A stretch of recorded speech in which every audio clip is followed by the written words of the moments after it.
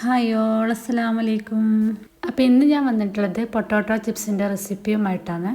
നമ്മൾ കുട്ടികൾക്കൊക്കെ കടയിൽ നിന്ന് വാങ്ങിച്ചു കൊടുക്കുന്ന ലേസ് ഇനി നമുക്ക് സിമ്പിളായിട്ട് തന്നെ അതേ ടേസ്റ്റിൽ വീട്ടിൽ തന്നെ ഉണ്ടാക്കിയെടുക്കാം. അപ്പോൾ ഇതുപോലെ ഒന്ന് ട്രൈ ചെയ്ത് നോക്കൂ കേട്ടോ. നല്ല പെർഫെക്റ്റായിട്ട് തന്നെ ലേസ് നമുക്ക് വീട്ടിൽ തന്നെ ഉണ്ടാക്കിയെടുക്കാം. അപ്പോൾ ഇതെങ്ങനെ ഉണ്ടാക്കുന്നത് നോക്കിയാലോ. അപ്പോൾ വീഡിയോയിലേക്ക് പോകും മുന്നേ എൻ്റെ ചാനൽ ആദ്യമായിട്ട് കാണുന്നവരാണെങ്കിൽ ഒന്ന് സബ്സ്ക്രൈബ് ചെയ്ത് സപ്പോർട്ട് ചെയ്യണേ. ഇഷ്ടപ്പെട്ട ലൈക്കും കൂടി ചെയ്യണേ. അപ്പോൾ പെട്ടെന്ന് തന്നെ വീഡിയോയിലേക്ക് പോകാം.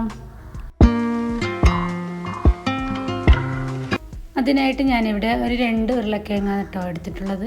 ചിപ്സ് ഉണ്ടാക്കാൻ എടുക്കുന്ന ഉരുളക്കിഴങ്ങ് നല്ല ഫ്രഷായ ഉരുളക്കിഴങ്ങ് തന്നെ ആയിരിക്കണം.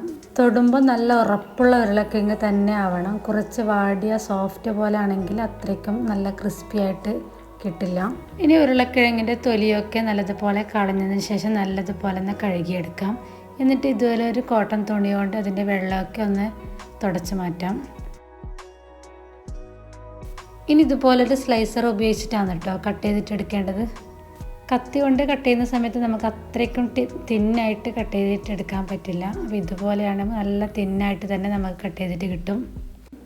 ഇത്രയും നൈസായിട്ടാണ് കേട്ടോ നമുക്ക് കട്ട് ചെയ്തിട്ട് കിട്ടേണ്ടത്. അപ്പോഴാണ് നല്ല ക്രിസ്പി ആയിട്ടുള്ള ലേസ് നമുക്ക് കിട്ടും. ഇനി കട്ട് ചെയ്ത ഉരുളക്കിഴങ്ങ് ഇതുപോലെ ടിഷ്യൂ പേപ്പറിലേക്ക് ഇട്ട് കൊടുക്കാം.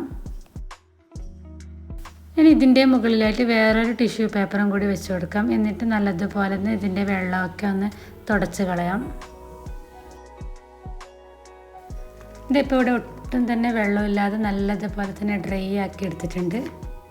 ഇതുപോലെ തന്നെ ബാക്കിയുള്ളതെല്ലാം കൂടി ചെയ്തിട്ടെടുക്കാം. ഇനി ഇത് നല്ല ചൂടായ എണ്ണയിലേക്കിട്ട് നമുക്കൊന്ന് ഫ്രൈ ചെയ്തിട്ടെടുക്കാം. ഒരു മീഡിയം ടു ഹൈ ഫ്ലെയിമിൽ വെച്ചിട്ട് വേണം കേട്ടോ ഇത് ഫ്രൈ ചെയ്തിട്ടെടുക്കാൻ വേണ്ടിയിട്ട്. ആദ്യം തന്നെ ഇട്ടെടുക്കുമ്പോൾ ഒരു മീഡിയം ഫ്ലെയിമിൽ വെച്ചിട്ട് ഇട്ട് കൊടുക്കാം. എന്നിട്ട് എല്ലാം ഇട്ടെടുത്തതിന് ശേഷം നമുക്ക് ഹൈ ഫ്ലെയിമിലേക്ക് മാറ്റി കൊടുത്താൽ മതി.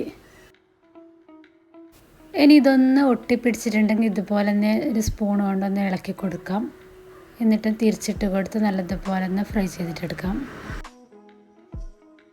ഇതിപ്പോൾ ഇവിടെ ചെറുതായിട്ടൊരു ഗോൾഡൻ കളറൊക്കെ ആയിട്ട് വന്നിട്ടുണ്ട്. ഓവറായിട്ടൊരു ഗോൾഡൻ ബ്രൗൺ ആക്കിയിട്ട് എടുക്കേണ്ട ആവശ്യമില്ല കേട്ടോ. ഈ ഒരു സ്റ്റേജാകുമ്പോൾ നമുക്ക് എണ്ണയിൽ നിന്ന് കോരിയെടുക്കാം.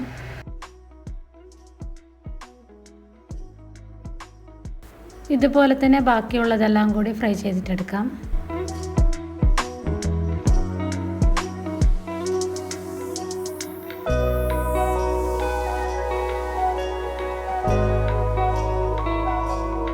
ഇപ്പോൾ ഞാൻ 2 ഉരുളക്കിഴങ്ങ് എടുത്തതിൽ നിന്ന് 1 മാത്രമാണ് ആക്കിയത്. ഇനി മറ്റേതും കൂടി ഇതുപോലെ സ്ലൈസ് ചെയ്ത് ഫ്രൈ ചെയ്തിട്ടെടുക്കാം കേട്ടോ. ഇതിപ്പോൾ ഇവിടെ ഞാൻ എല്ലാം ഫ്രൈ ചെയ്തിട്ടെടുത്തിട്ടുണ്ട്. അടിപൊളി പൊട്ടാറ്റോ ചിപ്സ് ഇവിടെ റെഡി ആയിട്ടുണ്ട്. നമ്മൾ കടയിൽ നിന്ന് വാങ്ങുന്ന അതേ ടേസ്റ്റിൽ തന്നെയാണ് കേട്ടോ ഞാനിപ്പോൾ ഇത് ഉണ്ടാക്കിയെടുത്തതും. ഇനി കുട്ടികൾക്കൊക്കെ കടയിൽ നിന്ന് ലേസൊക്കെ വാങ്ങിക്കൊടുക്കാതെ ഇതുപോലെ ഒന്ന് തയ്യാറാക്കി നോക്കൂ കേട്ടോ.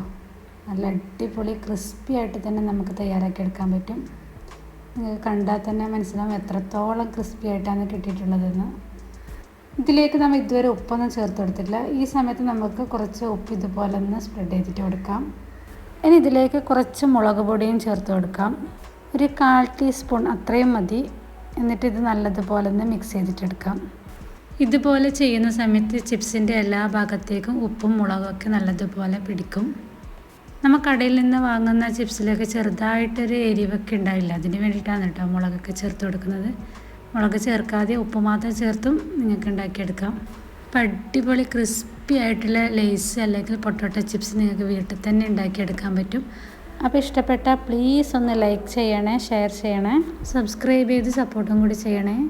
അടുത്തൊരു അടിപൊളി വീഡിയോ ആയിട്ട് വീണ്ടും വരുന്നതായിരിക്കും. Thanks for watching.